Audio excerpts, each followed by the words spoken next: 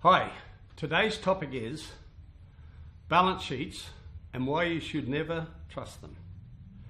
Many claim that balance sheets are the true and correct picture of a business's worth at a point in time. But this is not correct, so let's examine why. Balance sheets reflect owners' or managers' decisions and the prices paid. Those prices may be at market value or above or below, and every transaction is never challenged or reconciled to true market values. Not only that, but accounting concepts allow additional costs to be added to the purchase of assets, such as transportation costs, installation costs, etc. Therefore, from a market's valuer's point of view, every item in the balance sheet should be valued at current market values, not historic values and not written down values, which is, or both are, a taxation concept, and they have no bearing on market values whatsoever. From the moment a balance sheet is prepared, it is out of date.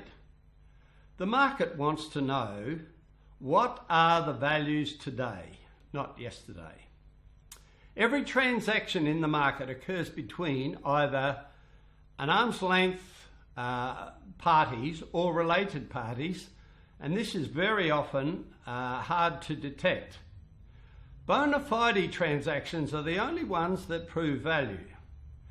Fraudulent transactions are on the rise, and banking and financial markets need to know that every transaction is at or close to market value. Related party transactions raise serious problems for the accounting industry because they are unable to recognise inflated prices attached to many transactions. See the illustration on your screen. Balance sheets consist mainly of tangible assets, whereas intangible assets are not shown, and the reasons will follow.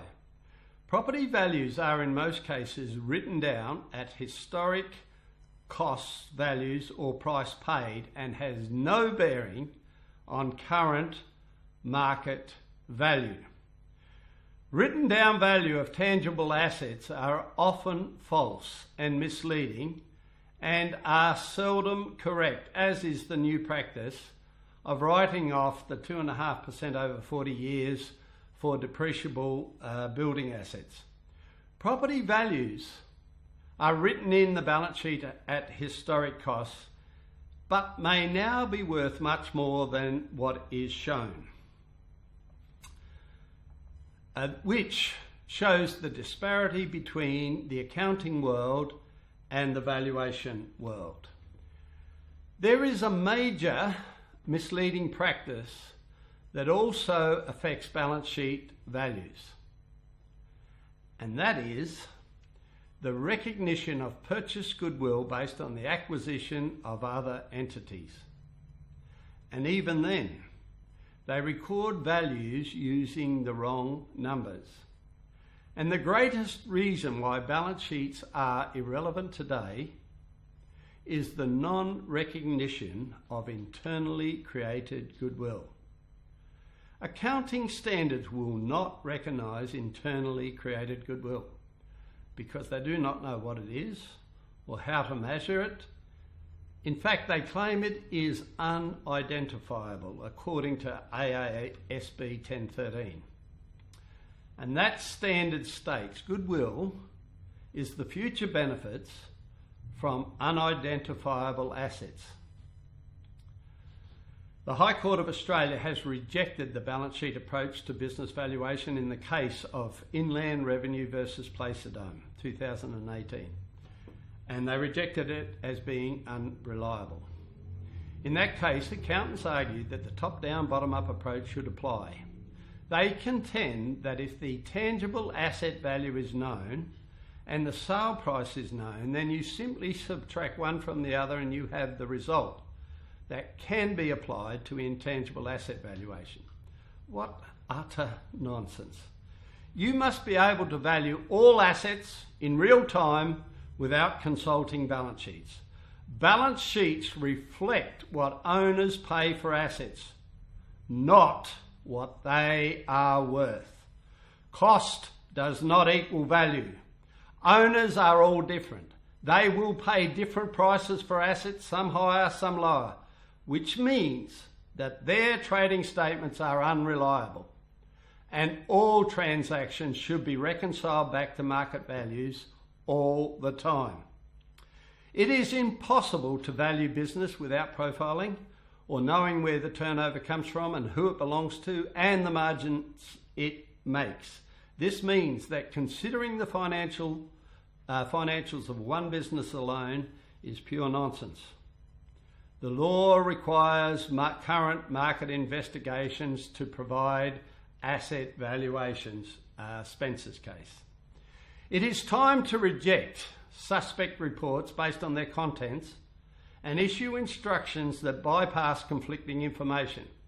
Always ask for a valuation report to include current tangible asset valuation and intangible asset valuation. The accounting industry recognise purchase goodwill, which is never reconciled back to market values, but are happy to include it in balance sheets simply because someone has shown them some paperwork with a price paid on it.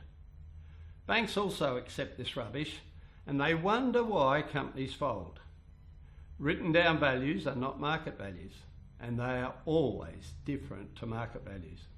Companies should know and understand what their goodwill value is, and let's say they value their goodwill at 50 cents in the dollar, yet they go out and pay dollar for dollar for goodwill for the business they just purchased. It doesn't make sense. Knowing the value of your goodwill is paramount to understanding what you should pay for someone else's in the same industry. In the case on your screen, the balance sheet is clearly wrong.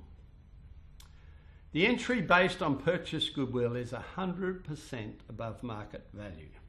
The current owners have paid a massive premium over market value to secure this deal. The only way they could get their money back is to find other fools like themselves who believe that turnover is worth dollar for dollar instead of 50 cents in the dollar. The valuation world versus the accounting world, one gets its information from the markets, the other manipulates its information from financial statements. The valuation world operates by discerning market activity in search of reliable, provable numbers, whereas the accounting world records prices paid by current management without reconciling to market values. No two people will run a business the same way, nor will they pay the same price for any goods or services. So this has massive implications for every transaction. Clearly, after the Place-a-Dome High Court decision, solicitors should never accept accounting reports. They do not satisfy the law, and they should reject them on the basis of unreliability. The valuation world is the only method that satisfies current market values of both tangible and intangible assets. And it is the only world that deals in provable numbers and assists courts instead of fooling them. Every asset must be valued at current market value, and this can only be done following the funnel effect. If an analyst does not undertake fieldwork, research and reporting, then it is not possible for them to provide a reliable report. Values of assets must come from the markets, according to Spencer's case 1907. That concludes today's presentation. All of this content can be found at valuationworld.org. Thanks for watching.